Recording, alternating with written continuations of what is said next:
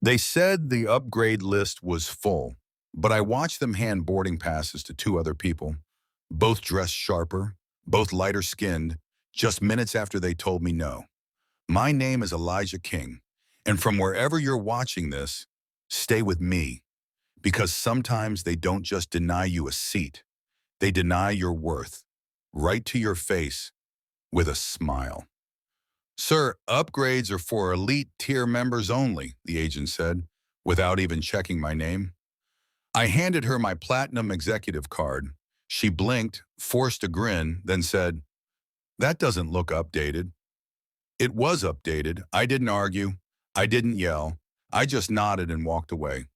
To the back of the plane, past half-empty first-class seats. They thought they were putting me in my place. But what they didn't know, that airline was for sale. And I'd already been in talks for months. This wasn't a setback, it was the final test. And just a few hours later, I didn't need their upgrades anymore because I owned the airline. Now let me tell you exactly how I did it and what happened when the staff saw me walk back in. They looked at me like I was invisible, like I didn't belong in that line. I had asked politely, even smiled a little, "Hi, is there any availability to upgrade to first class on this flight?" The woman behind the counter didn't even glance up from her tablet. "Sir, you'll need to wait until everyone else has boarded. We don't prioritize basic economy." I wasn't in basic economy, I gently corrected her. "I'm actually flying business select, and I have enough points for an upgrade." That's when she looked up. Her face froze for a second, not with surprise, but with that fake corporate smile they give when they realize they misjudged someone but still want to feel right. She leaned closer, lowered her voice, and said, "Sir, I'm afraid we reserve upgrades for elite tier passengers, and this line is for preferred members only." I pulled out my card, Platinum Executive Plus, top tier, and that flight, already paid in full. I even had pre-clearance on file for international entry. Her smile faded slightly, but she didn't back down. "That card doesn't look updated." It was updated, issued 2 months ago. I didn't argue. I could have. I've spent half my life arguing. But I've learned that the best arguments are won in silence. So I just said, "Understood," and walked away. I sat down near gate 12 and watched the families board first, then the loud tech guys with roller bags, then the elderly couple who seemed sweet but looked at me twice like I was in the wrong area.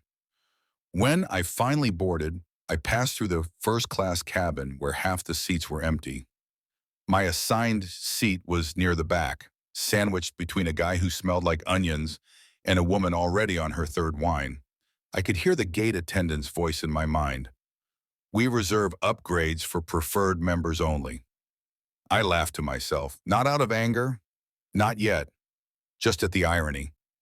I wasn't just a preferred member. I was one of the people who owned shares in the airline. Not a full owner, not yet, but I knew the CEO and the board chair, and I'd been watching their numbers for months. This flight, it wasn't a mistake. It was a test. See, I didn't come from wealth. I came from a one-bedroom apartment in South Dallas where we sometimes boiled water on the stove just to warm the place. My mom cleaned offices. My dad worked graveyard shifts at the tire plant until his lungs gave up. But they raised me with something money couldn't buy: discipline, resilience, and a sense of quiet pride. I got my first job washing rental cars at the airport. It was supposed to be temporary, but I started taking notes. I listened, watched how the agents talked, how they treated customers who looked like me versus the ones who didn't. One day, an old businessman with a torn suit and a kind smile handed me his card. Said I reminded him of his younger self. "You see things," he said. "Use that." That man became my first investor. I built a logistics company, then sold it.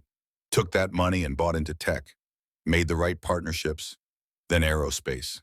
Fast forward 15 years, and I was negotiating equity on a new regional airline startup, one that could compete with the big boys. So when I got that email a week ago, "Are you still interested in purchasing?" I knew what I had to do. I booked this flight not as Elijah King, co-founder of Avionics, but just as Eat by King. No press, no fanfare. I wore a hoodie, sneakers, my backpack was old. The point was to see how their system worked. and more importantly, how it failed. That upgrade denial wasn't personal. It was habitual. It was a culture, and I was about to change it. The plane took off. I leaned back, didn't say much. I watched the attendant breeze past me without offering water, skip over me during snacks, and rush the safety instructions like I wasn't even there. And I took notes. When we landed, I didn't stay for baggage claim. I went straight to the private terminal across the tarmac. The one they didn't know I had access to.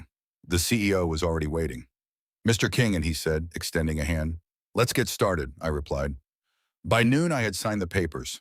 Our company had just acquired 51% of the airline's operational equity. By 3:00 p.m., I was back at the airport, not to fly but to meet the regional training director. The woman who denied me the upgrade, her name was Rachel. She didn't recognize me when I walked into the staff meeting wearing a tailored navy suit and a quiet smile. But when I addressed the room and said, "As of this morning, I am now one of the principal owners of this airline," her eyes widened. I didn't name her. I didn't need to. I simply said, "We'll be reviewing all recorded interactions this month, and I believe in reform, not revenge, but culture must change." She excused herself before the meeting ended. That night, I sat on my hotel balcony, phone buzzing with press inquiries. I ignored most of them, except one. A student journalist from an HBCU had emailed me. "Mr. King, what message do you have for young Black professionals who get overlooked in rooms they deserve to be in?" I replied simply, "Let them overlook you. Let them underestimate you. Just make sure they never forget you." The next day, I boarded the same route. Different flight. This time, they didn't just offer me first class. They greeted me at the gate. They handed me the boarding pass with both hands and bowed slightly. A little too much, but I let it go. Inside the plane, the seat had a handwritten card. "Thank you for leading with excellence. We're learning." A young attendant with trembling hands offered champagne. I looked around at the cabin, and I said something I meant with my whole heart. "I don't need a drink. Just make sure the next person who looks like me doesn't have to buy the airline to get a seat."